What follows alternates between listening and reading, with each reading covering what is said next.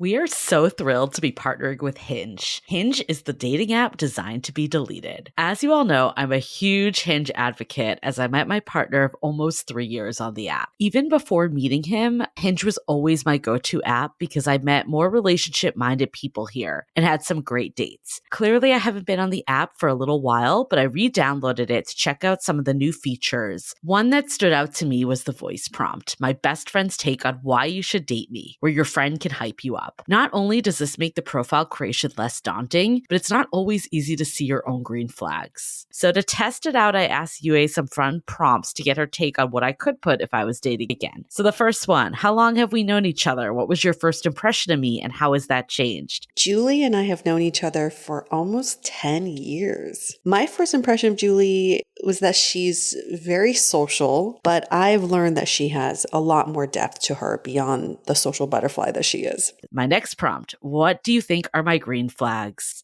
I would say she's deeply loyal. She believes in love, curious mindset, and she is fearlessly ambitious. And then last but not least, what kind of friend am I? Julie is the kind of friend who will always have your back, no matter what. Damn, that feels nice to hear. So download Hinge and try voice prompts today. Then find someone worth deleting the app for. I was so excited to get my shipment from Last Bottle Wines in the mail the other day, full of incredible red wines, all from Napa Valley. I love wine tasting, so having this to my door couldn't be happier. Also, couldn't be more excited that today's episode is brought to you by Last Bottle Wines. If you don't know already, they're a Napa-based online wine shop with a twist. They offer just one handpicked wine per day until it sells out, and they're always at incredible prices. We're talking 30 to 70% off retail. And the best part is that there's no subscriptions, no fees, and no minimum purchase. And I could not be more excited to bring this offer right now because they're having a marathon sale, which is coming up March 28th and 29th. Even better, we're offering Dateable listeners 10% off your first order with code DATEABLE. So if you are a wine lover like me, this is a great time to join. And did I mention that shipping is 100% free? So what are you waiting for? Mark your calendar for March 28th and 29th or get on it earlier if you want. You can sign up at lastbottlewines.com and use code DATEABLE and find out why Last Bottle is the most fun way to discover and buy amazing wine. The Dateable podcast is an insider's look into modern dating that the Huffington Post calls one of the top 10 podcasts about love and sex.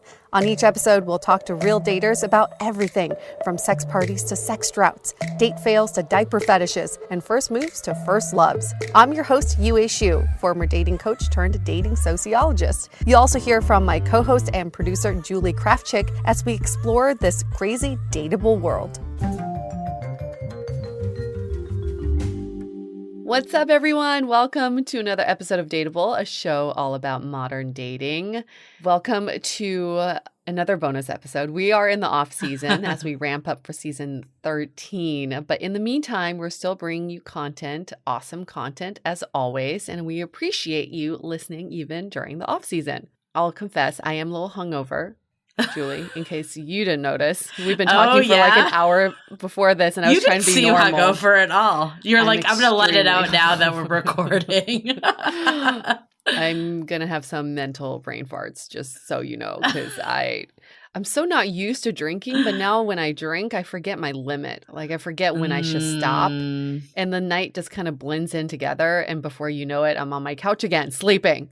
Well, if anyone's coming in now, we are recording this before 4th of July, but this episode will air right after. So hope you all had a happy 4th in advance to our American listeners. But sounds like you kicked off your long weekend early, Yue. What were you up to? Yeah, I was just hanging out with some friends, and it started out as like, hey, do you want to just go out for a drink? I just want to get out of the house. And then a drink turned into maybe 8. Yeah, I think that's the problem. I've definitely encountered that recently too. Like I was just like at a friend's house and we're like somehow went on to like wine bottle number 3 and we're like, that was a mistake. Oh my gosh. You don't know because you're just talking, you're chatting, you're having a good time. And then you want to fuel that conversation with a little, happy juice.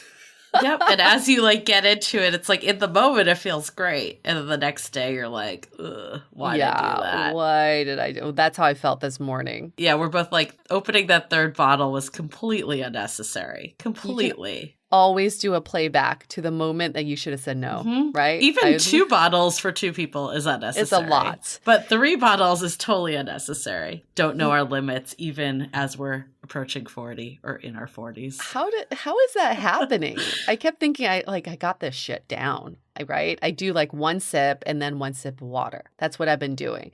But by the end of the night, because I was drinking tequila, I didn't know what was my water, what was my actual drink.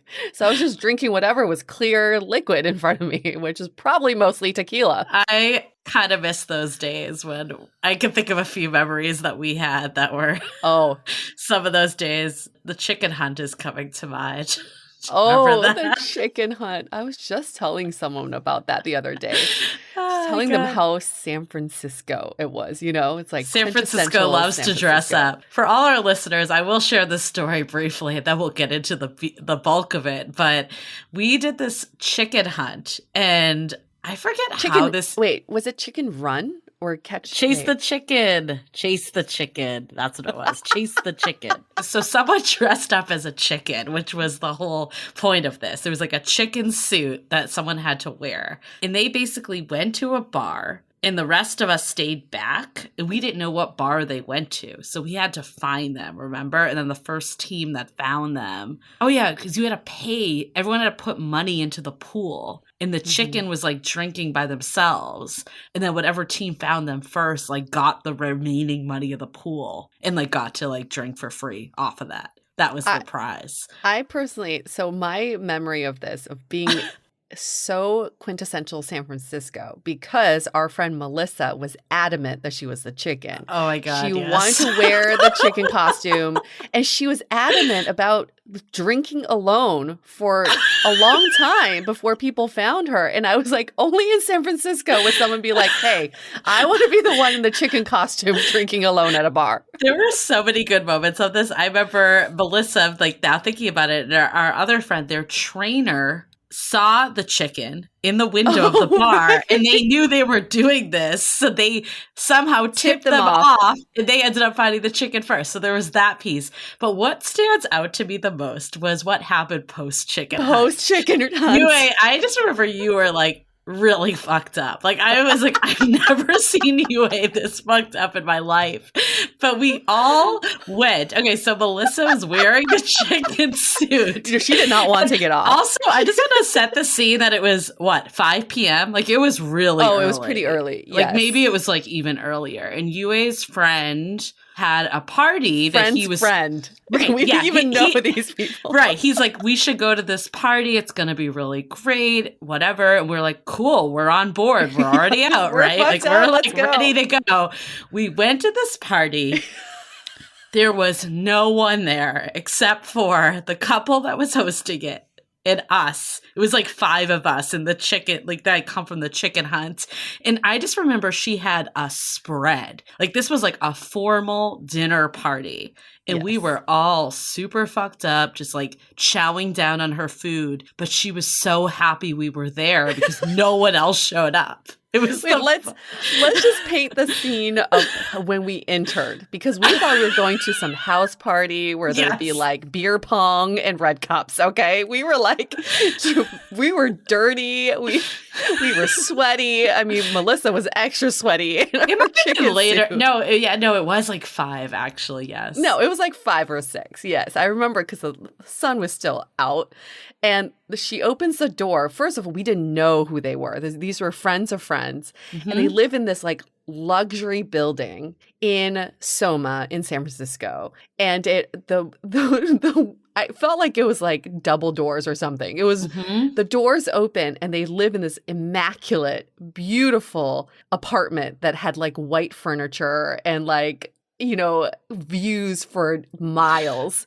And the couple was like dressed all nice in they like were like in like formal wear. Yes.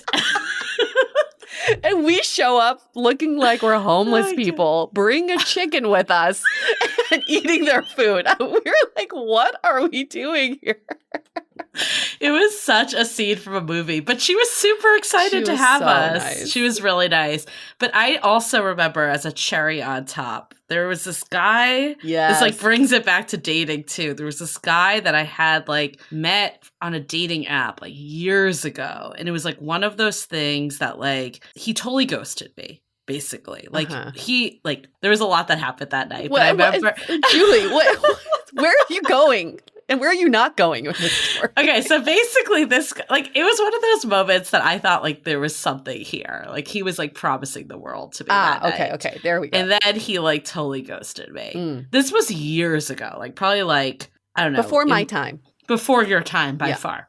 But then there had been a few instances where I had run into him. Yeah. And there was a recent one that he was then trying to get with me. And I was I'm not into this because you had ghosted me. And we had rehashed this whole thing not that long ago. And then the chicken hunt happened maybe a month after that. Or maybe, no, it was 2 weeks after. It was really soon. And I remember as we're walking to this party, I see him on the street with a pizza box because it was 5 p.m. and he was eating dinner. And I remember him just being Julie, is that you?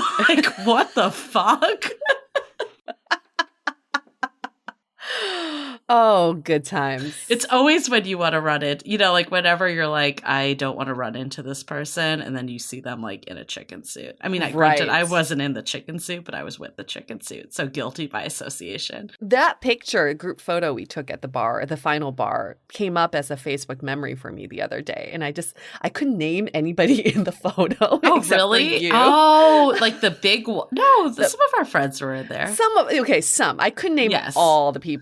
No. But I remember their faces, and it was just such a good time. We were fucked up and we had a great time. That's all I remember. I do still have the photo. It's with you and then 2 of our friends that I'm still close with. Yes. That's on my mantle now. Oh, I look at that chicken photo all the time. Well, we're on her mantle. You hear that? We're on Julie's mantle.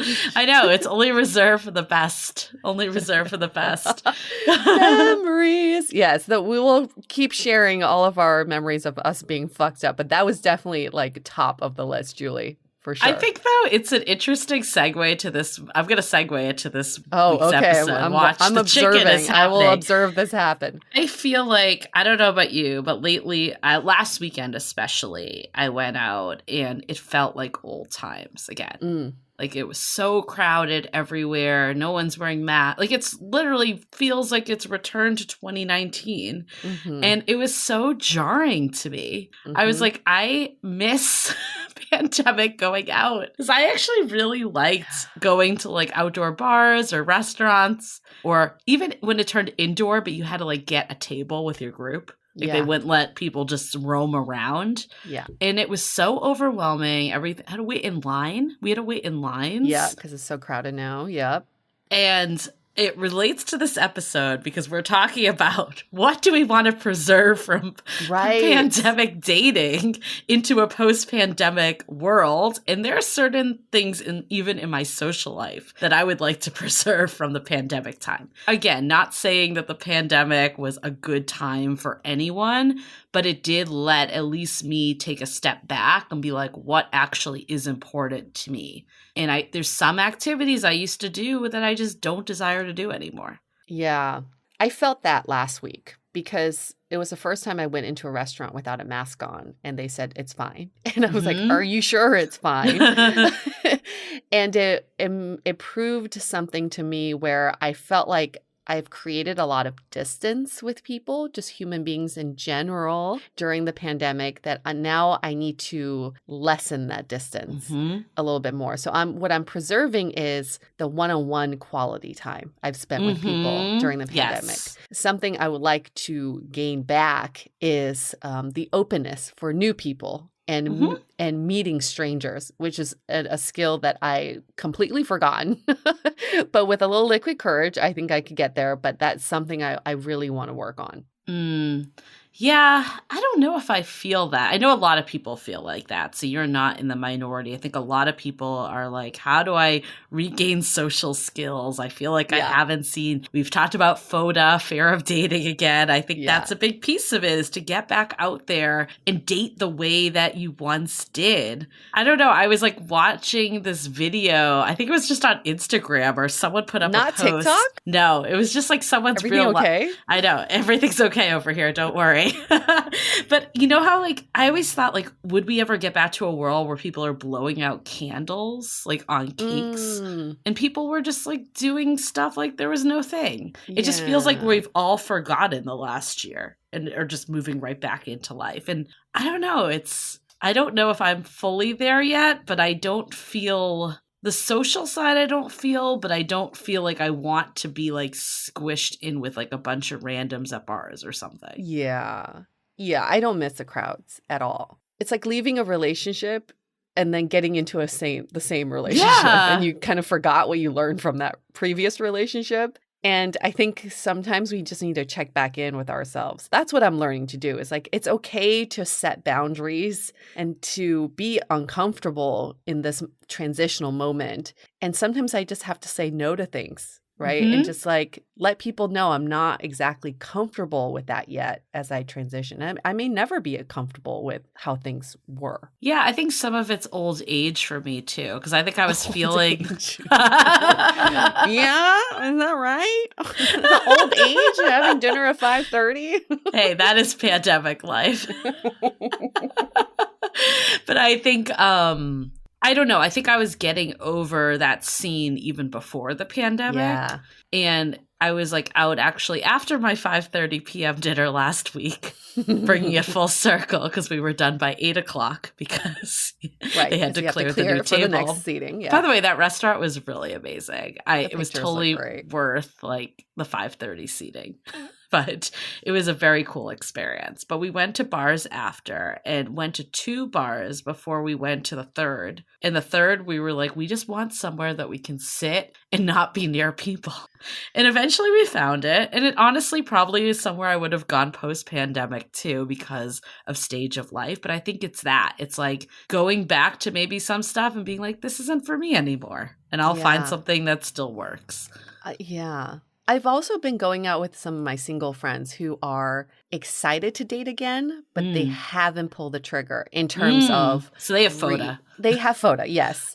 Because they want to be, and I think my friend said this the best. She said, I just want to do it right this time, so I want to be really intentional about it.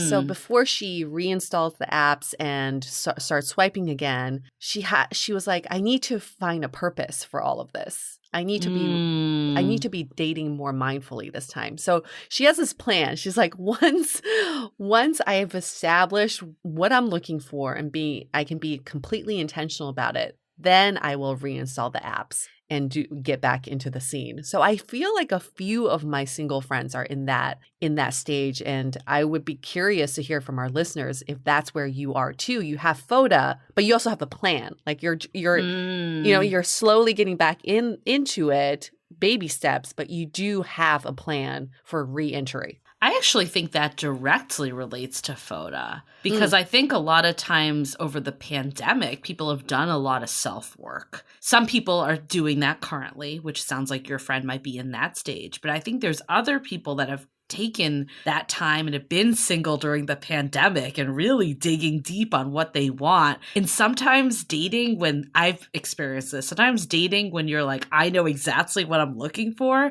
is almost the scariest because your expectations are so high. There's almost like no room for failure because you've done all this work yourself. Yeah. And I think it's like this perfectionist attitude. And I totally get that because I think I've totally been there. But maybe it's cutting yourself a break too. It's understanding that self-work isn't just done in a short period of time. It's kind of indefinite. And there may be times that, let's say you're like, I'm never going to let someone like ghost me again. You can't control other people. It's just how you react to it. Even if you've done all the self-work, you still are going to get ghosted. Like there's nothing that's controlling that. It's how you react to it and how you move on from it and find someone that won't do that for you. So it's understandable to be scared to re-enter if you feel like kind of like all the pressure's on maybe to like use what you've done. But I think also like give yourself some grace that even if you've learned all this stuff, like life just happens and it's again how you deal with it. Yeah, that's a very good point. Sometimes we can be so in our head that all you're doing is thinking and you're not doing. And if you're not doing, you can't see results from just thinking. So you have to find that balance, but also listen to yourself. Like, where am I? Check in and feel it out. Sometimes your body tells you way more information than your little brain can. Little meaning not like you guys have little brains, but like, endearing your little brain. That's all I meant. Thank you for explaining that. A lot of people are like, what the fuck? Your big ass brain. Okay. There you go. Right. There you go. That is related to a question that we got from a listener. And Julie, this will be a surprise for you. You didn't know there was a question. The question is, as we come back into in real life dating, do you still see the value with video dates as a filter or a first pseudo date? Absolutely. 100%. I think that's something that should be preserved from the pandemic, being excited to meet someone. Yeah. And it doesn't necessarily have to be video. It could be phone. It could be, I don't know. I mean, texting can go either way. Sometimes by texting you can feel, but I think phone and video are definitely better indicators. But whatever way you want to feel like you're at least a little connected to this person, I think one of the biggest self-sabotage techniques that we used to have is when we would go in being like, oh, it's just a date. There's a zillion other people. Yes. You're almost like setting yourself up to not care the outcome. And I personally, I don't know about you, Yue, I would rather go on 2 dates that felt promising than like 20 that I didn't give a shit about and I was just going through the motions. And I think people can feel when you're like going through the motions versus back to like what you were saying about intentionality. Yes. I don't think that video dating is going to stay as like a way to really get to know someone because we go into it in this episode. I think some of the downside of video is like false pretenses and expectations building, but the benefits of video is at least a way to see like, is there at least a baseline attraction? Is there at least a baseline conversation that we can have? And also put a voice to the name or a face to the name, depending on what you're doing. Yeah, I really see the value in video dates because I think during the pandemic, I hope that we all learned what a privilege it is to be out and about at a restaurant, at a bar, to just be somewhere outside of your home. And I hope we can preserve that feeling. So we should be saving these times when we go out for someone that like we really want to spend that time with. And with the way we used to date was, like you said, Julie, we just take these moments for granted. So people go to the coffee shops and they go to bars and they have like date after date. And then you forget that it is a privilege to be out. So I think the video date will really help people filter for you to get into that in real life date and to have that kind of excitement. Something that I learned recently, because in my day job, I've been doing a lot of hiring. And I learned this from the video, like the Zoom calls that we have as a first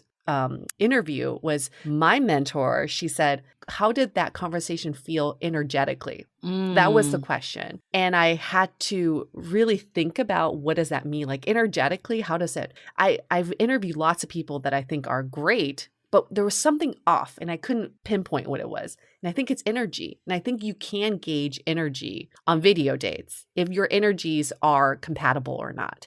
So it's a great filter. I agree. I don't think you're going to get to know the whole person. Even attraction doesn't really build over video, but energy you can definitely gauge. Yeah, I don't think you need to walk away from video being like, I met the one. Like, I think that's probably not realistic. I personally, if I was still dating, I would do a phone screen because I felt and you like can that, gauge energy through phone yeah, totally. I think just like hearing someone's voice, how do they react to things you're saying? Like, I think that would be really good. But yeah, I don't know. It's a tough one. I don't think it's a necessity, but I don't think it hurts either. There's value. There's definitely value to video dates or phone screens. Just call it that. I will say the irony is the only person I did not go on a video or phone screen is my current boyfriend.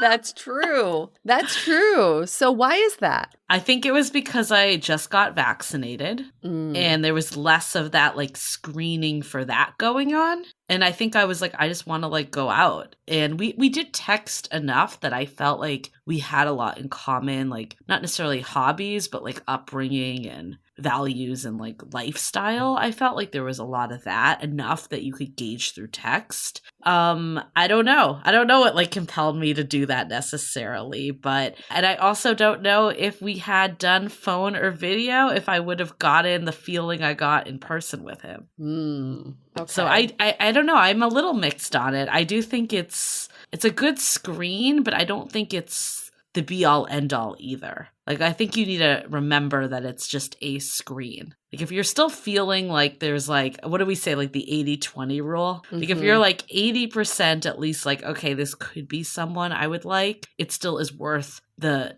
trip, in my opinion, to like meet them. But if you're like, there's nothing here, then it can save you a lot of time. I think ultimately the question for yourself is, how do I get myself not in the pattern of date after date after date? Yes. That's it. Yes. So whatever tools you use to get yourself off the hamster wheel of dating, use that tool. And video dates as a screener could be a tool for that.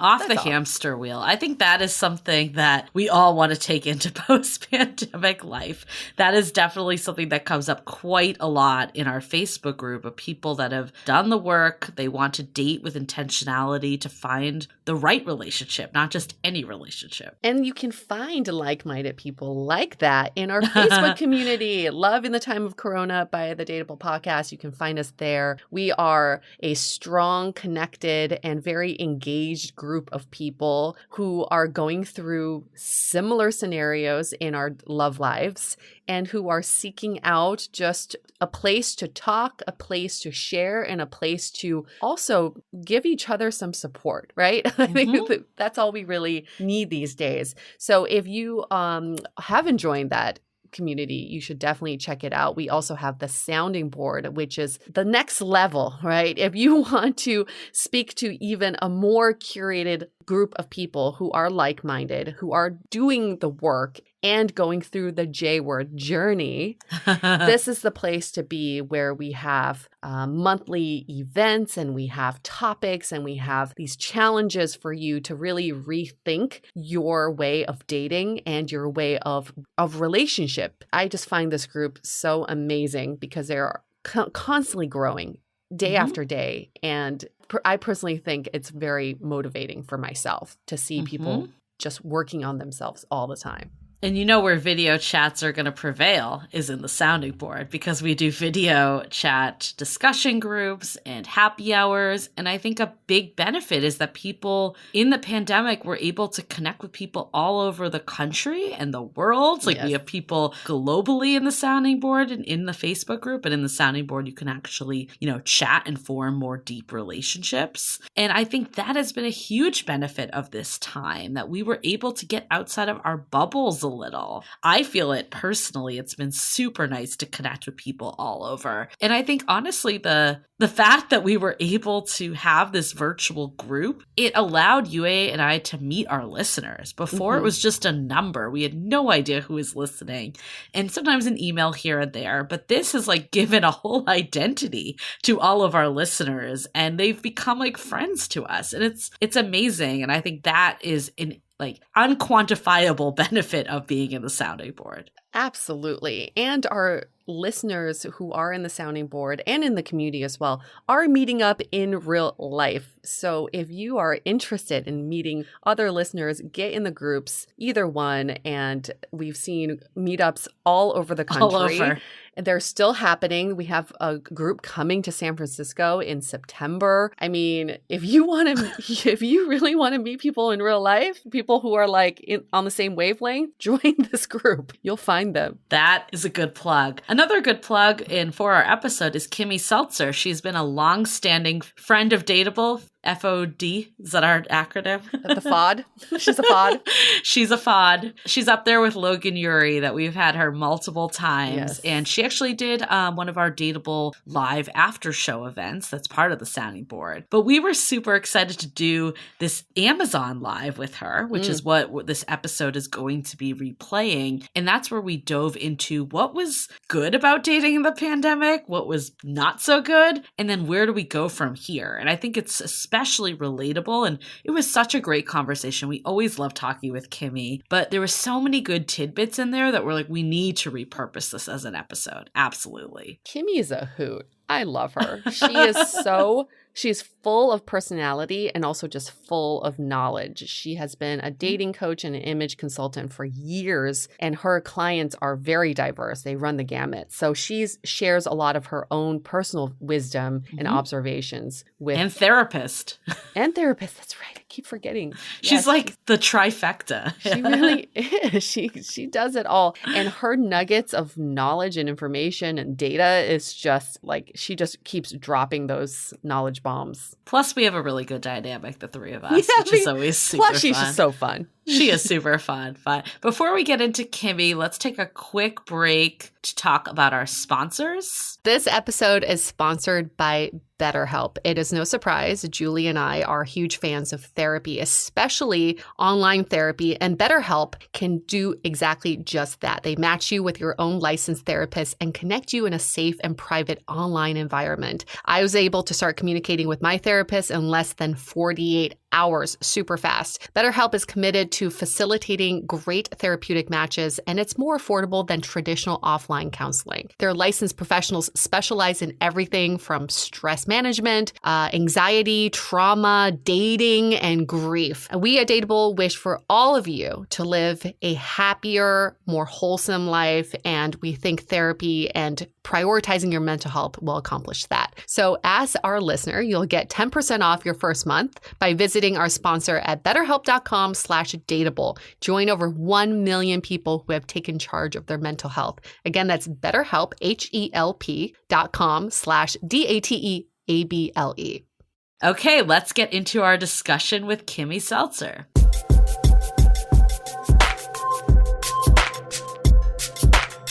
Oh my gosh. Hi, Julie. And hi, Yui.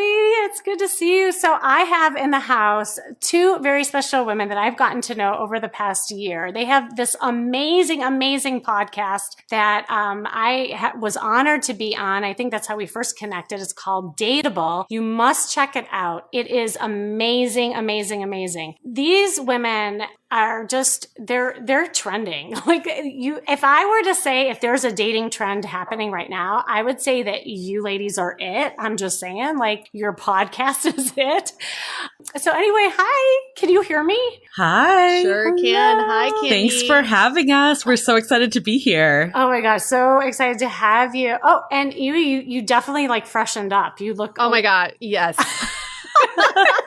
I literally just worked out when we did our sound check, and I was like, I cannot go live like this, girl. Like, I gotta look good for this date. What's so funny to me is I thought you looked amazing and gorgeous, and I thought you were like all ready. So when you were like, no, this whole thing, I gotta go change. Like because you're both gorgeous. So anyway, because I feel like I just went into my Facebook group and I said the same thing that you just said, because I feel like I just am about to go on a date, and I am, like, with you ladies. So anyway, why don't you introduce yourselves and your podcast and tell a little bit about who you are? Awesome. Well, I'll go first, I guess. I'm Yue. I'm one of the co-hosts of the Dateable podcast, and we've been podcasting for 5 years, which started with two friends just wanting to talk about dating and funny dating stories, has turned into some deep, deep stuff in our 12th season, 5 years later. And just a little backstory, Julie and I met through a mutual friend when I first moved to San Francisco, and Julie had been dating in San Francisco for most of her adult life, and I was extremely new. So we had a lot of notes to compare and share. Yes. Well, I'm like, how do I even top that? But I'm Julie. I'm the other co-host of Dateable. And like Yue mentioned, we started off around like dating stories, and we expanded to just so much more. And I think at this point, we're really trying to get to like the root of like why we we all do the things we do and what's happening in dating culture. I feel like with COVID, it was like another whole shift of dating culture. Like we already thought things were crazy with modern dating and that just took a whole new turn. Yep. Oh my God, right? Like it has been such a roller coaster. I don't know if you heard me talk earlier, but I was saying, I mean, I definitely have seen things that have been for the worst, but actually there's been a lot of good things that have come out of this pandemic. Totally. Where people are learning how to do more of that slow dating and really getting to know people before they just swipe and meet, right? And so that is kind of what I was, talking about before. But I am so interested in hearing some of the things that you are hearing out there because you are up and up on all of it. And then I can share too, like maybe some clients have experienced the same thing. Absolutely. And like you said, there has been some really silver linings through all this, but then there's also been undoubtedly, it's been harder to date too. I mean, there's a lot more you have to vet with someone in terms of like safety and all that was just never an issue before. So it's had its pros and cons, I think is a good way to say it for COVID times. Yeah, for sure. No, okay. So what? Well, let's go to the cons first. Let's just dig in. Okay. Let's go negative first. I like negative, it. Then we can end positive with all our products and whatnot. And if anybody has like questions too. Yeah. Like kind of the down and dirty. I mean, I think I'm glad that we're starting negative because I think a lot of times we do. But I think that sounded weird, but I'm so happy we're starting negative. Yeah. But I think a lot of times people do sugarcoat it. And like I am actively dating right now and there's a lot of loneliness that's happening right now in the pandemic. So I think we do need to kind of like honor that is like a real thing going on. And also, like I mentioned, you're kind of putting yourself at risk every date you go on where that was not a thing before. So I think it's good that we're starting here because I think sometimes it like doesn't fully touch people's real feelings of how they felt during this time. It's so true. And I think that a lot of times people were sugarcoating it to cover up the fact that there is so much loneliness and depression. Right. And obviously, like as a therapist, I know a lot of mental health issues have like exacerbated even during this time, which in fact does impact dating. So totally. Yeah, like I'd love to hear like your thoughts and what are you seeing or hearing about? I think one of the cons with what's happening during COVID and finding love is that the loneliness is amplified, which could turn into behaviors that may not be reasonable or may not be good for you. So we've seen behavior that's a little bit erratic or irrational. This new term turbo dating came about where people are having like 1 week, 2 week, 1 month relationships that go from 0 to 60. Yes. And those are great for people to get themselves out there. But since we're talking about the cons, I think one of the negative downfalls with these turbo relationships is that you're setting yourself up for so much disappointment. Mm-hmm. So you get your emotions all riled up and then in the end, it doesn't work out. So there's that kind of feeling like deflation, a little bit of exhaustion that we're seeing now towards the end of COVID. Totally. And we've heard like people reference this term dating trauma. It's like when all this like built up, like it's like if you get ghosted once, no big deal. But when you get ghosted over and over again, or you have a turbo relationship where you thought you met the one and then it ended and then you're like back on the merry-go-round again, it kind of does eat at people's, like soul in a way. So I think that is a very real thing. And like Yue said, it's great people are getting into relationships, but I think sometimes it's hard to like manage expectations. Like I've definitely seen this with myself, but also all the people in our community is like, sometimes you'll get really excited about someone virtually that you've met and you realize like that you've never actually met this person in real life. And if you ask someone years ago, like if that would be a real relationship, but people are considering people they've met one time to be like date 5, when in reality, it's still date 1 because it's the first time you're actually meeting. It's a fine line kind of like all the virtual stuff. It's great because you get excited to meet, but it's also you can meet and then there's like a total disconnect. You know what's so funny about that? And I'm so embarrassed to say that I had to ask somebody because someone wrote me IRL, like, do you want to meet I think we did. And I said, what is that? Kim. Come on, Kimmy. I swear to God, I'm throwing myself under the bus yet again, as I always do.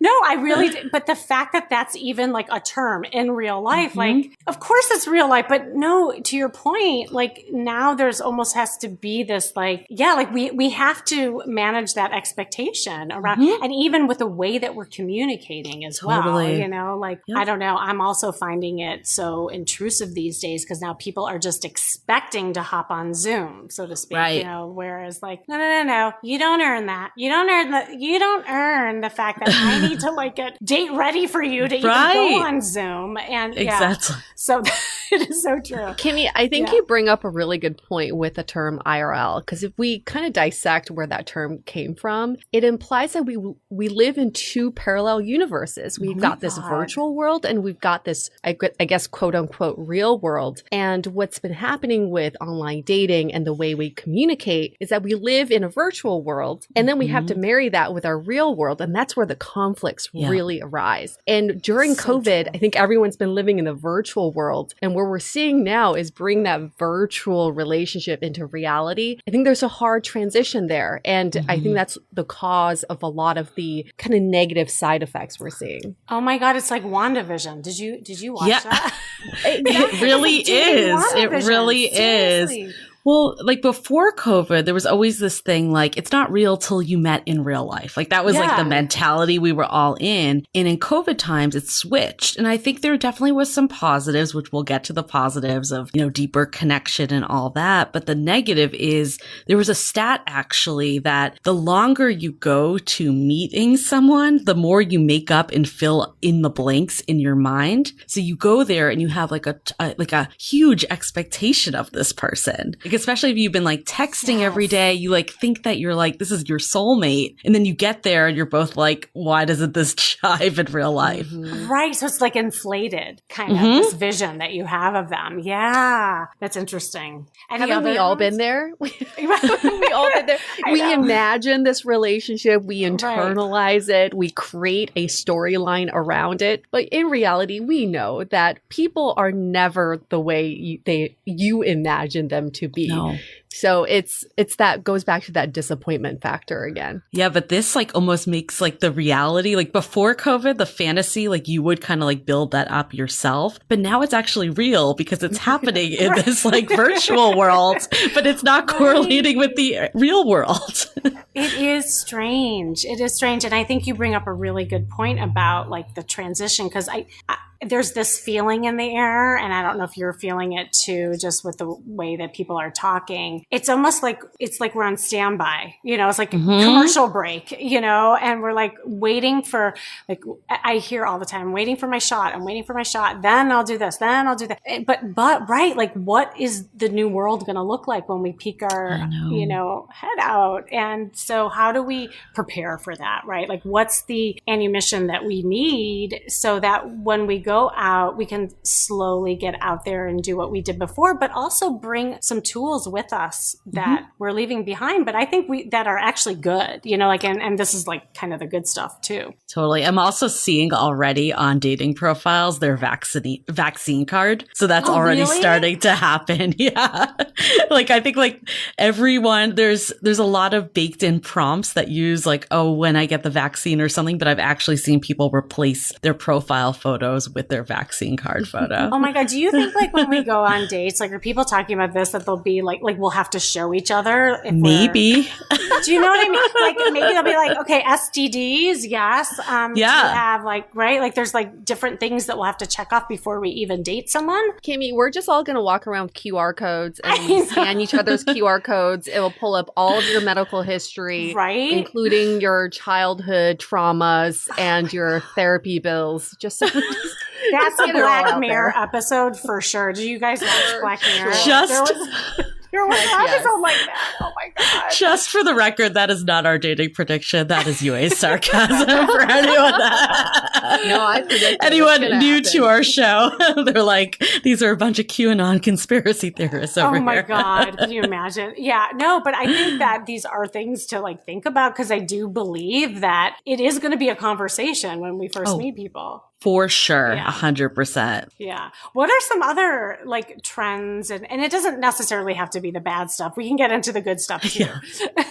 What are you guys I think noticing? Kimmy, you know, for your expertise, which is we talked about this image consultant realm that you're in, Yes. how to look your best in person, how to dress for a date. And now there's this whole other category of how to look good on camera, how to look good for virtual dates. And we found that you got to have a different skill set of making yourself look good on camera versus in real life. And sometimes people's looks don't translate in real life. You might be able to get a sense of their energy, but there's still something missing when it comes to video. So I'm basically setting this up for Julie because Julie has a personal experience with this. Yeah, I mean, 100% agree on like video does not always transfer over. I have definitely gone on dates with people and they looked actually, I didn't think this was possible before COVID, was that people could look better on video. Like at the beginning of COVID, I was like, oh my God, I'm afraid to do video because I don't want that to be my first impression of me on video when I feel awkward. But I've actually encountered the opposite. And I've heard from a lot of people in our community that it goes both ways too. So that being said, though, I will turn this into a positive because I think we're at the point to go to positives now.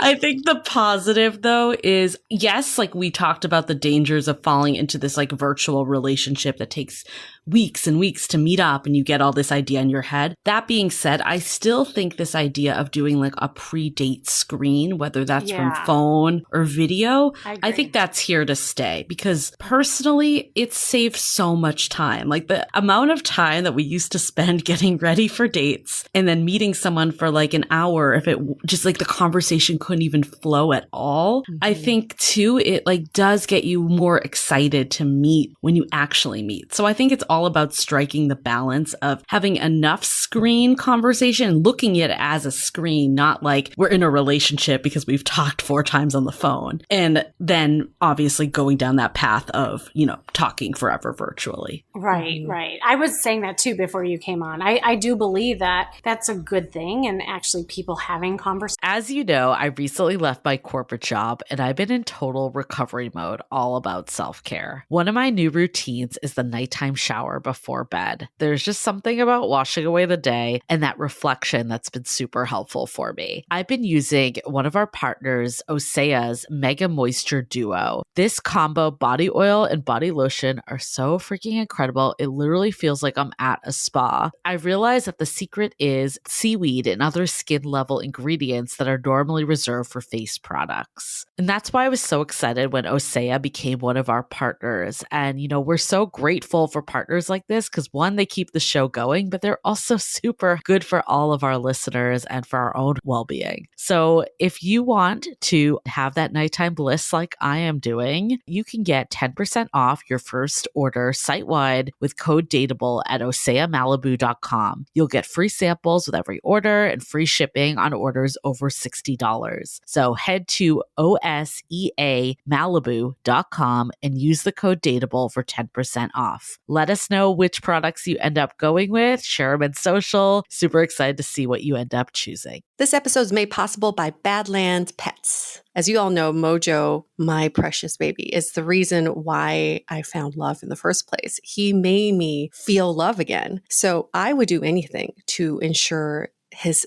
health and longevity. And actress Katherine Heigl and I have that in common. She's helped save over 16,000 dogs through her foundation. And after doing a ton of research, she feels there's one place we can look to improve any dog's health, and that's their food. So fortunately, she found that just by adding a few special superfoods to her dog's food, she saw huge transformations in their health. So she's made a 20-minute video explaining step by step how anyone can do the same thing to see incredible changes in their dog's health. I've definitely re-looked at what I'm feeding Mojo and making sure that, hey, he only has one life to live, and I want to make sure it's the best damn life. So if you want to keep your dog healthy and happy, go to badlandsfood.com/dateable and watch Catherine's video right now. Again, that's badlandsfood.com/dateable. Living with ADHD can be a challenge, and dating with ADHD is definitely a challenge. We've heard many of you say, but finding the right care and proper tools needed to succeed can be life-changing.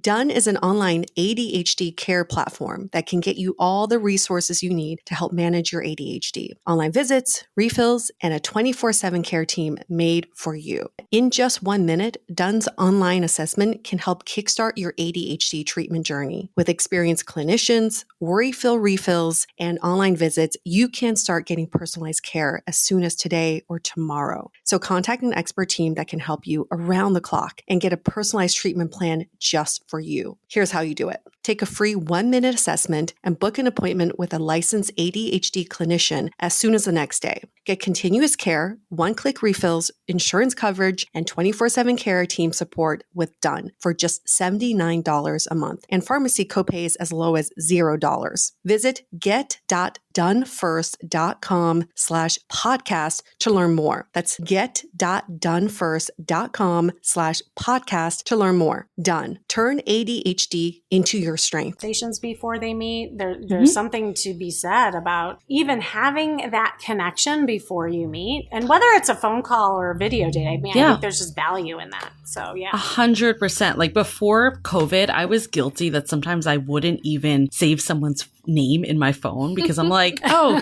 there's a pretty good chance I'll never see this person. It's like 50-50.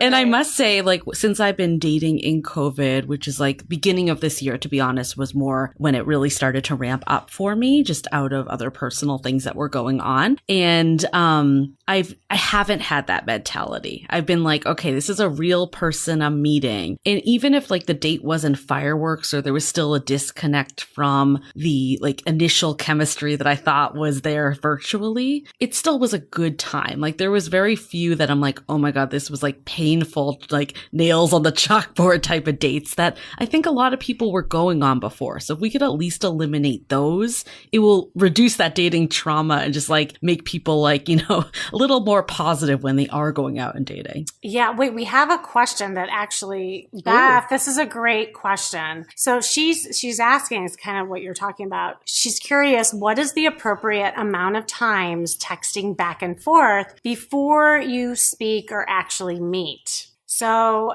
yeah, that is, you know, I mean, I'll just say from my standpoint, I don't know if you have any like stats or things to talk about that, but I think that like, I'm not a black and white kind of gal where, you know, you can do X amount of times before you can do this. Like, you know, situations are different. People's connections are different. People's ages are different. So I don't think there's like an appropriate amount of time, but here's what I will say is that I've seen, and this is the thing, when I coach people, I go into their profiles and I'm looking at their conversations because often I get, Kim, I don't know why that guy didn't like ask me out, or, you know, the guy's like, this chick just dropped me, like what's going on, you know? And then when I look at their conversations, I see exactly what happens. And here's something that's really common that I see is that I'll see text exchanges go on and on and on and like literally for days. Like there was this one woman who said to me that she had a text exchange go on for an entire week. I said, you mean to tell me that you've been DMing each other for an entire week and you have never talked on the phone?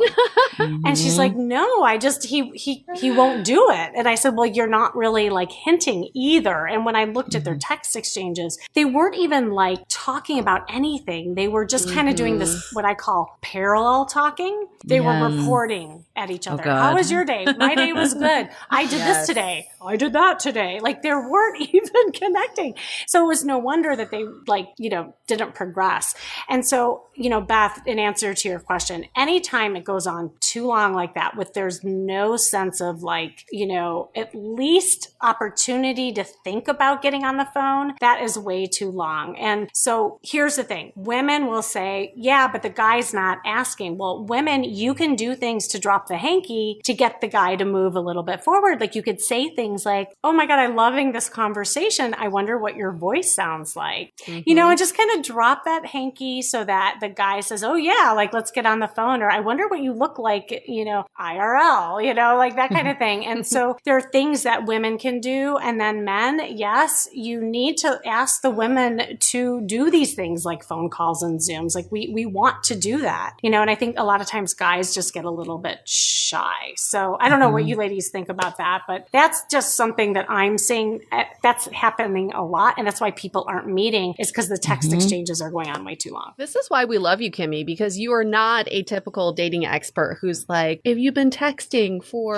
2.5 days, you got to get on a phone call. Like you said, there are no rules around how to get off texting. But to Beth's question, it gets to a point where you're like, is this going anywhere? And I think that's a good barometer for it's time to move this forward. It's not about we need to text 3 times before we get on the phone. When you listen to your gut and it's telling you, I think we need to take this to the next platform, that's when you should move it. I think dropping the hanky is a great idea. There are some ways that you can do that where maybe it's like, oh, I have such a great story from today, but too much to text, right? Yeah, so then that's a good one. Kind of shows like, oh, I'd rather tell you on the phone because there are just so many voices involved. I'm very animated. And there's also nothing wrong with saying, you know, I would love to get on a phone with you and have a phone call. I actually find that extremely sexy and confident, and it shows that you're taking control of the situation. And it's 2021. I think there's nothing wrong with women initiating that next level. But what we've heard from previous guests is the general rule of thumb is once you've learned, let's say 3 substantial things about the other person, not like their weather preferences or what they have for dinner. You did not learn anything, but 3 substantial things, that's a good time to take everything to the next level, whether that's offline or to a phone call. 100%. I was going to say something very similar. I love that 3, like, again, it's ballpark 3. It's give or take. It's not exact science. But I think what it does is when someone messages like you immediately and is like, want to do a video call? Like it's aggressive. Oh like my God. male or female. Yeah, it's super the other aggressive. extreme. Yes. Exactly. And like when that happens to me, I'm like, oh my God, you've said this to about 100 other women. Like it doesn't make you feel like they're trying to get to know you in any way. And then the opposite is what you described when it goes on for days and days. So I think what this 3-ish like ballpark exchange kind of gets you like past the small talk that you don't really want on the date anyways. And like in COVID times, date could be a phone call. It could be a video call, like any progression. I think that's really what we're looking for, is a sign of, you know, you can even move it from dating app to text to phone to video. Like there's ways to make that progression and still move slowly, but feel like you're moving forward, opposed to just staying in a dating app for, 10 days and you're just like, oh my God, is this ever going to go anywhere? It's so true. And the chat is kind of blowing up right now because now we have the men talking to the women. And this is great. See, this is a good conversation because, and this is exactly what I was saying, because Beth was like, well, these guys aren't, asking me out. I just had these chats go on and on and on. But then Matthew is saying from his standpoint, a man wants the woman to open that door because a lot of men are afraid of rejection. And, that's the thing. Like, and I say this all the time, both men and women have a responsibility and approachability and connection. I truly believe that, and it's like, if the women make it a little bit easier for the men and the men make it a little bit easier for the women, we'd all be in a really good place. But we're at this like stalemate right now and we're all like waiting for each other. Right. And so, I mean, this is where the more the like strategy and coaching comes in that we're talking about. But I love this kind of conversation in that knowing that there's some guidelines. And it's so true because there are some guys, and I've seen this before, where guys will just go in like gangbusters and before even saying hi, say, hey, what's your number? Right. It's too much. What? It's too much. And I think honestly, if we're going to bring this back to trends, a lot of it is the fallout of Me Too, is that a lot of men are, timid to make those moves because no longer it's just it is rejection too, but it's also like you're coming off as, a harasser, like someone that's like bugging the woman. So I think there is a lot of compassion that we need to have. And honestly, you can just blame COVID. Just be like, hey, I'd love to COVID's given us so much. We might as well have it help us, our dating lives. Like, I'll just ask someone like, hey, like, how have you been approaching COVID dating? Like, would you be down to do a phone call? That easy. Right. When in doubt, blame COVID. Although I will say, I don't know if that on a t-shirt? Yeah. Oh, I know, right? We should. Is that in your products on Amazon? It should be. We should have that for our Amazon little store here. Maybe we'll create one, and then we'll have you on next. But here's the thing with the COVID thing, and I don't know about you, but I think also people are overusing it, right? Like we're talking extremes. Yeah, where I see people entering conversations with, "Hey, how's COVID treating you?" I mean, oh my God, no, that's so boring. I feel like that was like the line last March, but now it's like 1 year later. Yeah, like we need new material. Like, that was new material. Exactly. That was so 2020. Right, exactly. Like, come on. But I think actually you bring up a good point. I think this is actually like going to like pros and cons of what's happening right now. Yeah. I think the pro is that a lot of us, especially at early stages of COVID, when you really weren't meeting people, I think like dating did start to open up more like around the summer. And again, depending on your location and COVID restrictions and weather and all those factors. But I think at the beginning, a lot of us did a lot of deep self-work. And it's like, what do I really want? And I think anyone that got more clarity, like I feel like can come into dating stronger. But then there's also a lot of people that honestly are like grasping because they're just so lonely right now. So I think that's kind of like the darker side of it. So what makes it, I guess, better is that you could find other people that are in the same boat as you if you've done that work. And what makes it a little harder is sometimes like someone that wants to hang out all the time, it might not be because they really want a relationship. It might be because they're lonely or they haven't hooked up in a while. Like there's a lot of that stuff going on too. Yes, that is a really, really good point. I want to do a commercial break for a second because I know that there might be some people in your audience and they're not familiar with this format. And I want to make sure, because we're having a really good like chat and conversation here. If you are just joining us and you haven't before, make sure you click the follow button so that you can interact with us. You can put your questions into the chat and we will hopefully have some answers for you. You are on with Sway TV Live and welcome. This is Kimmy's Love Hub and we're on with the Dateable Gals, Dateable Podcast. Yue and Julie, they're amazing. And we're talking about modern dating trends and mistakes. So yeah, I mean, Julie, you bring up a really good point about like the pros and cons, like on both sides. You know how you were talking about how things were being sped up before? So on the flip side, on the good side, there's this acceleration happening with people in relationships that's been a beautiful thing. And I don't know if you've heard that. So like people and couples who maybe met right as the pandemic was hitting or even a little bit before, their relationship accelerated and for really good things and reason. And they learned how to like navigate the waters in a really fast way. But I think it's a good sign for them, the fact that they were able to like work with each other during this time. I don't know if you guys were hearing that too. Yeah, I think, I was just about to say something that I think it's a really positive trend is that people are making bold decisions and they are moving forward with their lives. Even though life paused for a year, people have found the peace in themselves to move forward with something, whether it's quitting a job that they hate or getting out of a relationship that's toxic or telling someone that they love them, which is what I did in my situation because I had been holding out for so long. I felt like it's now or never. And I feel really empowered by these stories because for so long we were waiting for things to happen to us. So we think it's a domino effect. If I get the job of my dreams, if I find the partner of my dreams, then my life will be great. But I think people really took control of their lives during this time. So they wanted to either strengthen their relationships or get out of the relationships that are no longer doing them any good. So I think it goes into what you were saying, Kimmy. Some relationships have really skyrocketed and progressed because couples really had to work through some issues.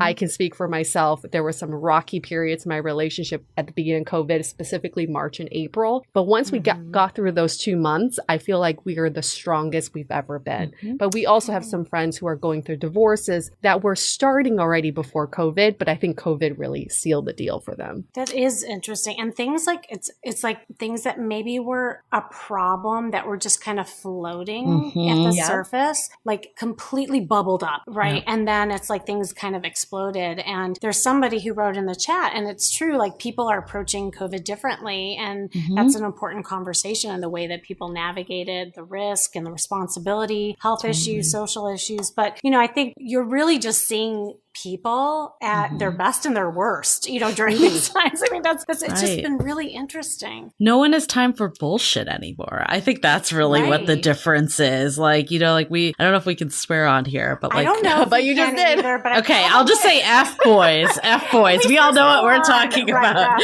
Okay, F boys. Everyone knows what this is, but we always joke that like F boys were canceled because, you know, no one has, like, they're still out there trying to like hit up women, especially like, you know, during now that the vaccine is out too, there's a whole line for them. But like women's threshold, I think in that situation, I shouldn't say just women, there are F girls out there too. It's both. Yeah. But like, you know, like anyone that's like wasting your time, clearly, I think that actually is like one of the real, you know, epiphanies like we've both had during this time of like why people are still, you know, single if they don't want to be single. A lot of it is because it's wasted time on people that really were not going to like meet them for where they are. And ultimately, like if you want something, I think this pandemic too is like kind of made us like, you know, it's like life's too short. So it's like, I'm going to figure out like, I'm not going to waste time on people that are wasting time on me, essentially. Oh my God. I want to talk about that whole thing that you just said, the wasting time. I've been hearing this from so many clients. I don't want to waste time. And even somebody in the chat said that, like, because the texts are wasting time. And here's a paradox that I am also seeing with that is that in efforts of wasting time, people are wasting time because they're saying, I don't want to waste time having this conversation, but then they're not doing anything and then they're wasting time not doing anything. So it's like, do you know what I mean by that? No, it's a totally good, valid point. I can like actually think of an example on dating that came up for me recently is I actually like proposed to someone doing a phone call because I prefer to do that before a video call. In the response, and I'll just caveat that like every other man has totally met me with this and it has not been a problem. But the response on this was like, it's 2021. Everyone's doing video. I don't want to waste any time. And in my response, like, I'm like, I get it. Cause I'm like, I get that people just don't want to deal with the bullshit. And like, this guy doesn't know me. Maybe I am going to waste his time. But then on the other side, it's like, you have to also give people a little bit of the benefit of the doubt. Like, I think there's, you know, cutting people when it's proven that they're wasting your time. But just to make you're wasting my time because you hypothetically think that could also kind of, to your point, Kimmy, kind of shoot you in the foot because then you're like really not hitting your end goal of like, meeting that person or whatever your goal is. Exactly. And a lot of times it's defense, right? Like, you know, it could be, well, I'm scared, I'm not trusting, so I don't want to waste time. But then, you know, what if you actually took the time to do something different, you know, for yourself that maybe you just practice on flirting? You know, you don't have to commit to anything, but just maybe get a handle on a skill that you don't know or you're not comfortable with. And that way you're not wasting time. And oh, by the way, as you're doing that, you might actually meet somebody, you know? Right. So I think, again, like another thing I was seeing is that people just like black and white it, like either I'm doing this or I'm not doing that, you know, kind of thing. And dating does not and should not be that way. Absolutely. Yeah. I think the wasting time is definitely not black and white because I think like if you know, like you're in a situation that it's clearly you're just not on the same page, right? I think there are a lot of people that have been holding on to those types of things because it's COVID. I don't want to be lonely. It's hard to date other people. And I think those are the ones that like it's good to get clarity and like see what you ultimately want if they're not doing it. But I agree with you. It's definitely not 100% black and white. I don't want to waste time. Right. Oh my God. Well, this is such a good conversation. Obviously, like it's something that a lot of people are struggling with. with. I know that you have had some people in your community ask you some dating questions, and I thought it would be fun to go over some questions. And by the way, if you're just joining us and you have any dating questions, please, like, we're all going to be like the dating council, as you ladies had. That's such a great idea to do this. And I think we could debate a little bit. I mean, I think we're already doing it, but the hard part is the three of us agree on so much. I don't know how much there is to debate, but I'd love to hear, maybe start out with some of the questions that your audience has. And then if anyone has questions here, we can answer them live. Perfect. Yeah. So this is a question we hear quite a bit, and we've tried to answer it in so many different ways. I would love to see your take on it, Kimmy, as well. Okay. Is how early is too early to communicate what you're looking for in a relationship? Mm-hmm. Is it pre-first date, on the first date, or give it 3 dates before you lay it all out there? And what I think a lot of people ask this with the intention of asking, are you looking for a committed relationship / marriage, or are you just looking for something casual? Mm-hmm. But for some reason in modern dating, it's really hard for us to ask that question. Oh, such a good question. Okay. I have a couple stories to help answer that question, because just the other day this came up with a client, and she texted me her exchange with this guy. She literally just met him. And the second text he sent her, "What are you looking for in a relationship?" I'm like, oh, it's the word. It's such a buzzkill, and it's such a huge question. Like, how are you supposed to answer it? And here's the reality: is that often we have an agenda, or we think we want something, but when we have a beautiful connection with someone, that all goes away and is out the window. Like, we may think, oh, I'm so ready for that relationship, and then you start meeting people, and you're like, actually, this is kind of fun. I think I'll be single for a little bit. I just think that it's a better question to ask is, what is your mission right now versus what do you want in a relationship and where are you at? I actually have my clients write out a mission statement, like a business mission statement, but I do dating mission statement, and I have them gain real clarity on what they can do in the next 3 months to meet what they're looking for in their goals. And I always say, by the way, it shouldn't be, oh, get a boyfriend or get a girlfriend. It's more about the skills and the things they want to work on.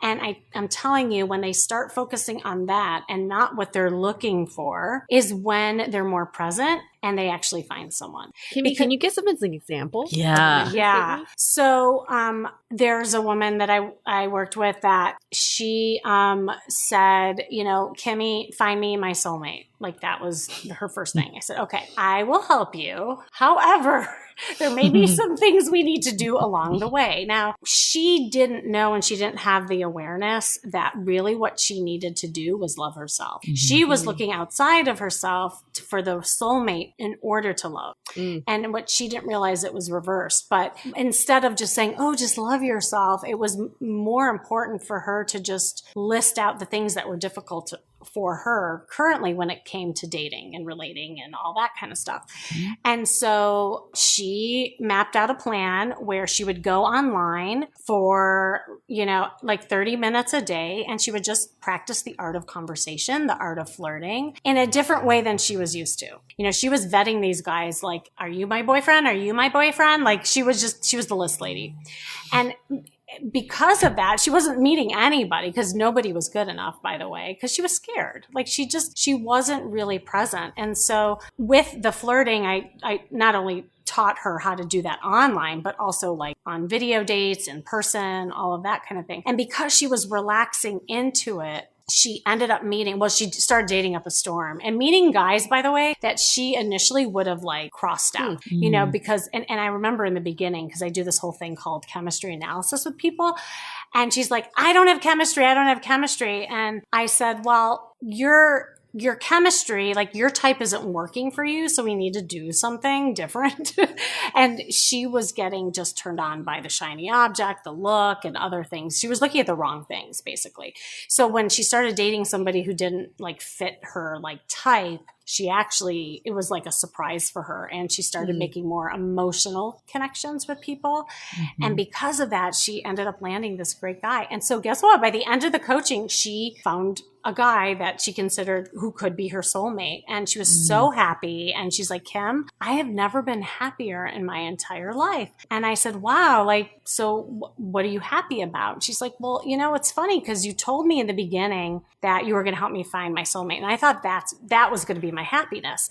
But at the end, right now, even though I got the guy, that's not what I'm happy about. I'm happy about the fact that I love me. And that was huge because she just didn't know that she didn't love her. And, so if she were to go in by starting out, what are you looking for in a relationship? She didn't even know what she was looking for. Do you know what I mean? Right. And so it is much more grounded. And actually, I think that's a way of managing expectations. Like Julie, you were talking about before, like we can manage our expectations by having things that are easy to reach. It's hard to reach the soulmate. It's hard to reach the relationship. It's easy to reach like a conversation online and practicing.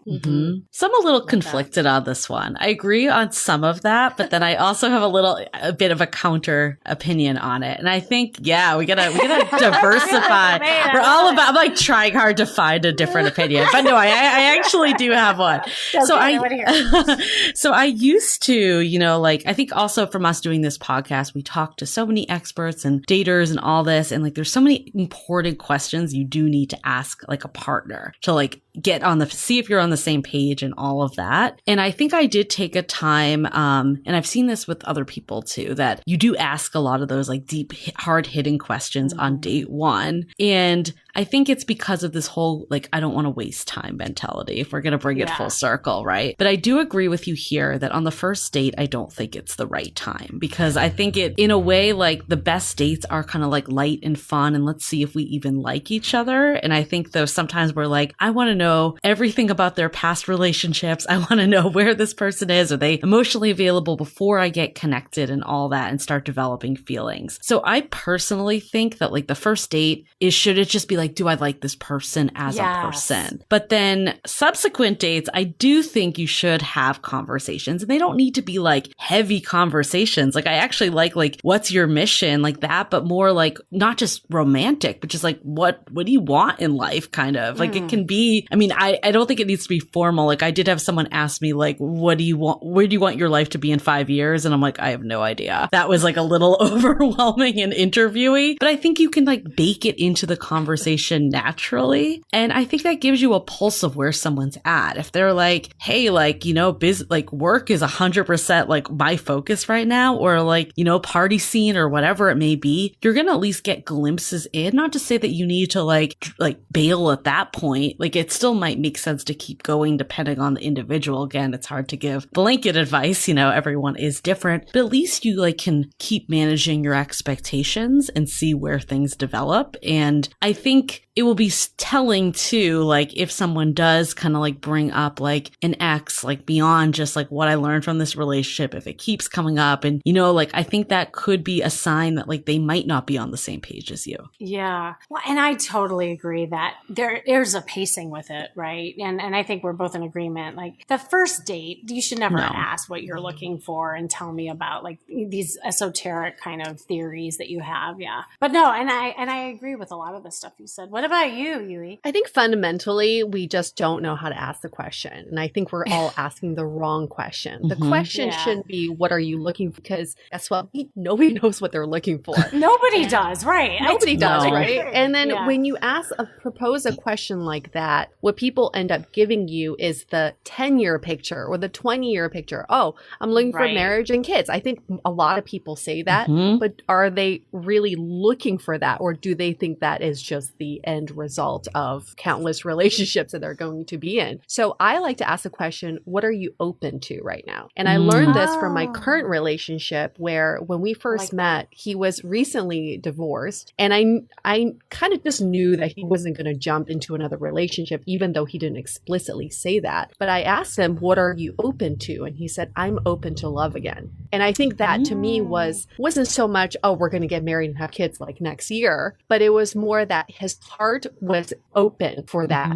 And I think ultimately when we date, we're just looking for other people who are open to love, who are open to a healthy, committed relationship. They may not want that right away or are actually looking for that, but if their heart is open to it, you're on the right path. Yeah. We both took a breath, Julie. I know. I love it. Yeah, I think that's so dead on because Yeah. it's like, it's a really good point too that like people don't know what they want or they're thinking like in these, you know, what society tells you you're supposed to want or what they think. If someone asks you on your first date, like they might just tell you what they think that you want to hear. And we actually have this really interesting conversation. We have a very lively Facebook group called Love in the Time of Corona. So for anyone that's dating, it's definitely a must have to get in there. I'll give a little plug for that. But Oh my God, no, we it's have, amazing community. Definitely check. Yeah.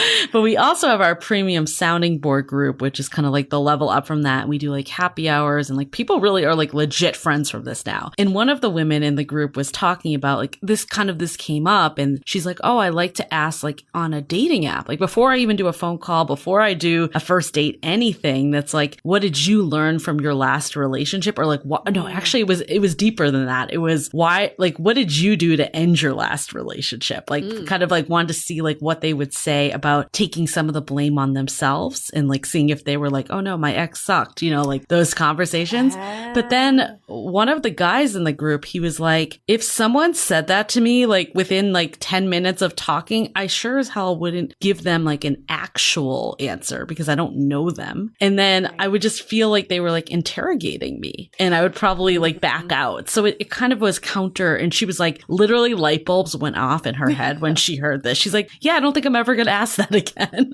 That's why I love like your community because, and it's like what we're doing here. We have men and women on here and it's like kind of like having that conversation with each other. And I do believe there are gender differences in the way that we like think. When I co-hosted the Great Love Debate, who I think you guys know too. Yeah, with Brian. With Brian Howie. And I used to co-host the live shows as well. And, you know, so I flew all over the United States and I hear these stories over and over again. And what's so funny, one time I asked the audience, I'm like, how many women go in on the first date and think about if this person that they're meeting could be their future husband or boyfriend? And almost every woman raised their hand. For sure. Right? Like we think in stories, we think in Cinderella and fairy tales and is this my man? Right? You know? And then I asked the same question to the guys. Guess what? None of the guys raised their hand. No.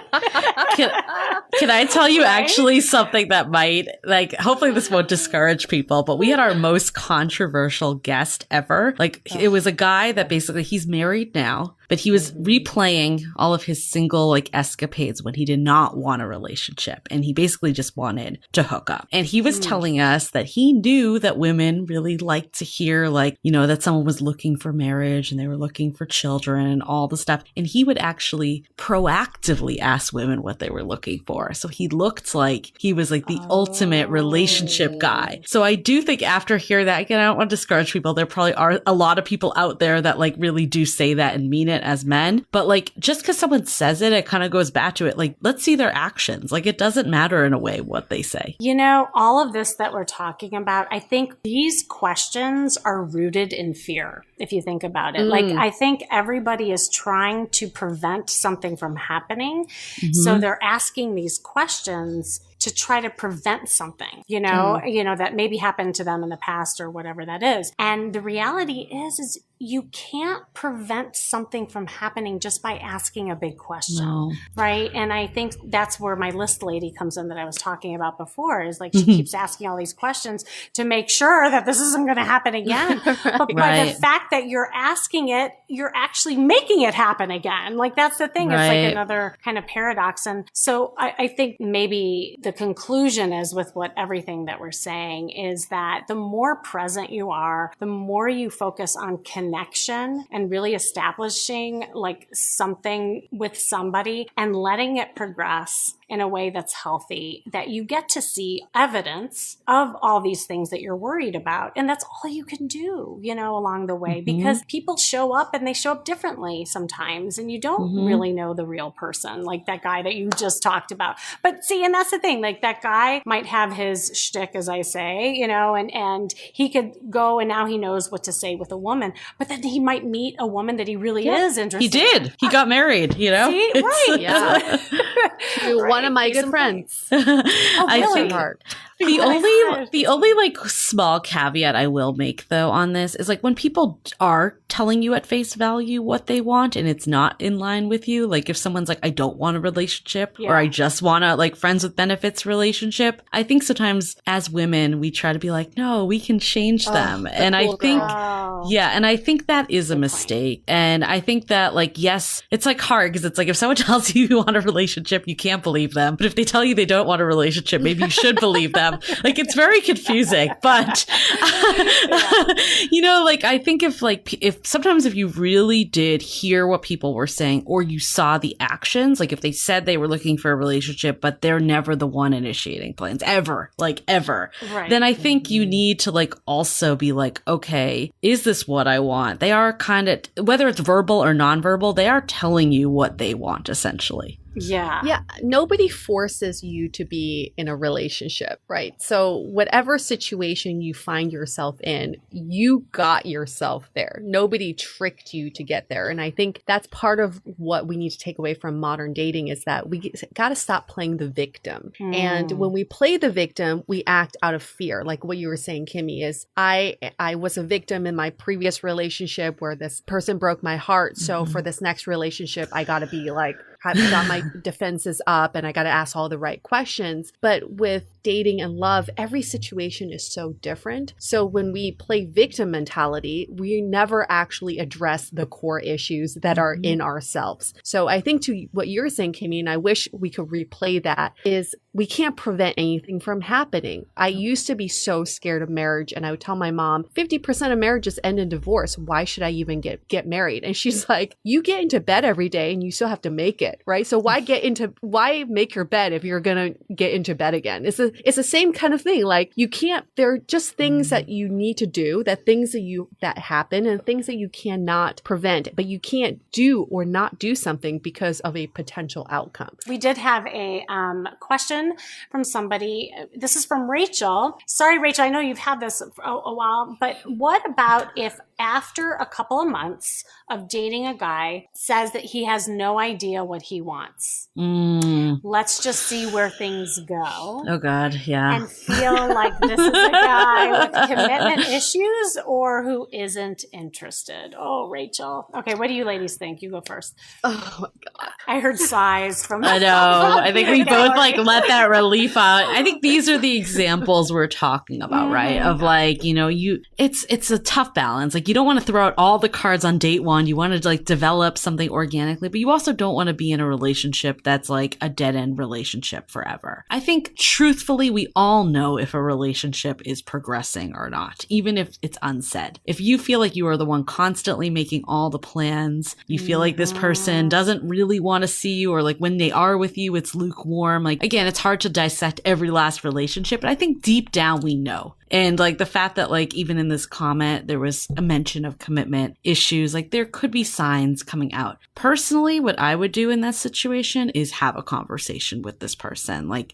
I think it depends like how long this has been, but if it's been like 3 months plus, and again, time is tough because it depends. Like, are you seeing each other once every 3 months? That could be your answer right there. Are you seeing each other like consistently, every week, a couple times a week? Like, I think all that does factor in. Like, if they are giving you the actions, but they're saying that, I think I would say why? Like, why can't, like, what is kind of the reasons? Like, I love like what Yue said earlier, like, what are you open to right now? Like, that would get a feel of what they're looking for too. But I think like we also need to look at the nonverbal cues of like the stuff I mentioned. Like, we're really like, what is this relationship? Like, I think a lot of times we want to fantasize that this is a relationship, but if you're realistically seeing someone so infrequently, it may not really be that anyways. Yeah. I mean, we had a listener going through the exact same scenario, and she just kept trying to save this relationship, trying to squeeze a little ounce out of it every time, even though he kept saying,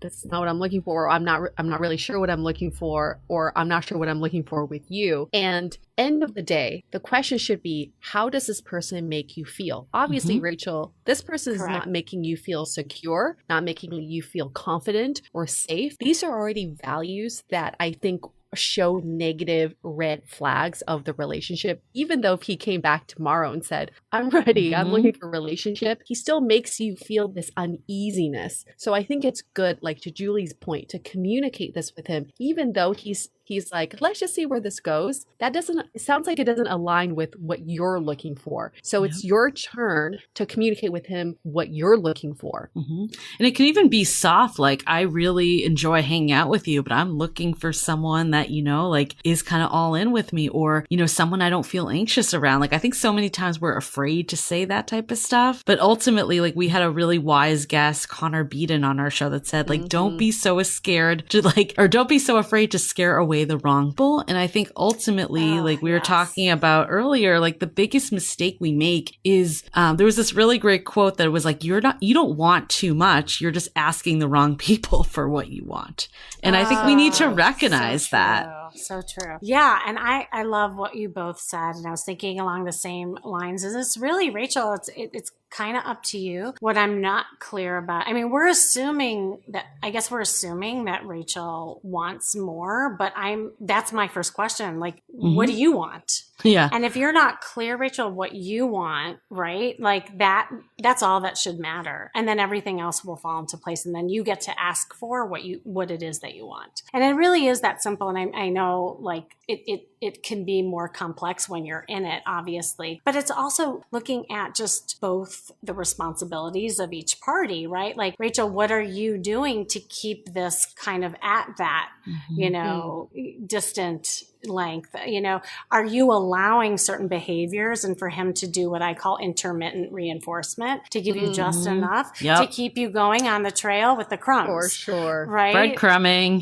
Classic breadcrumbing. Yeah. Like, I don't know. Like, these are questions to just kind of ask yourself. And if that's okay with you, great. Then keep collecting crumbs. Like, that's fine. And I'm not like saying that facetiously. I'm like, because some people may not be ready for more. And Rachel, like, that's where you have to really dig deep into, well, wait a second, what is it that I want? But if you are wanting more and you are wanting something that's more connected and heading towards a relationship with this guy, it's exactly what you ladies just said. Like, but you get to call the shots. And how you do it is you do set boundaries.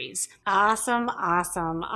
Ladies, I love this. Well, I have some products that I was going to also share with the dating trends and stuff, but I will leave this up to you. You can stay on here if you want to see them, but if not, I know it's been a long night. You can also leave. Like, it's totally up to you. What do you ladies want to do? I'm going to go eat dinner. Okay. I figured. I know, it's 8 o'clock. I'm like, it's 6 o'clock already. I feel like we could talk to you for hours, Kimmy. I'm so like... well, Thank you so much, Kimmy. This was so much fun. You're always so much fun to hang out with. And I think that's what's so lovely about you in general is that you have this really serious, like, you're a therapy background, but then you bring the light and the playfulness to everything we talk about with dating. So thank you for having us on your show. Yes. Thank you so much. Oh my gosh. Thank you so much for having me. And, I just want to plug your community because I had the pleasure to go on. And remember, we did that fun thing with the profiles. They loved you. And it was so fun. And so definitely check their Facebook group out and just let everyone know where to find your podcast and the Facebook group before you head out. Sure. I mean, our podcast is on pretty much every podcast platform. Apple Podcasts is like, the go-to, Spotify, pretty much you name it. But you can also go to our website, dateablepodcast.com. A good episode to start with could be Hacks to Looking Your Best with Kimmy Seltzer. Oh, Just saying. Plug that one. I love it. It was a very big crowd favorite anyways, Really? but obviously, everyone loved that one. So definitely check that out. I think especially in the world of virtual dating, you only need to get dressed from the waist up, but you might as well look good still, right? So Kimmy is really good at, those hacks. Oh my God. And that's what I was going to tell everybody about as you guys head out, because that is also kind of trending. It's like the lounge wear is actually in, and it's super cute, and also could be sexy if you're worn the right way. So ladies, well, definitely we have to do this again. Maybe we'll do it in person one day. Wouldn't that be great? I hope so. Yeah. I hope so too. Awesome. And everybody on the chat is thanking you. And so, everyone's like, thank you. You were awesome. And thanks for sharing your wisdom. The Dateable Podcast is part of the Frolic Podcast Network. Find more podcasts you'll love at frolic.media/podcasts. Want to continue the conversation? First, follow us on Instagram, Facebook, and Twitter with the handle @Dateable Podcast. Tag us in any post with the hashtag StayDateable, and trust us, we look at all of those posts. Then head over to our website, dateablepodcast.com. There you'll find all the episodes as well as articles, videos, and our coaching service with vetted industry experts. You can also find our premium Why series, where we dissect, analyze, and offer solutions to some of the most common dating conundrums. We're also downloadable for free on Spotify, Apple Podcasts, Google Play, Overcast, Stitcher Radio, and other podcast platforms. Your feedback is valuable to us, so don't forget to leave us a review. And most importantly, remember to stay dateable.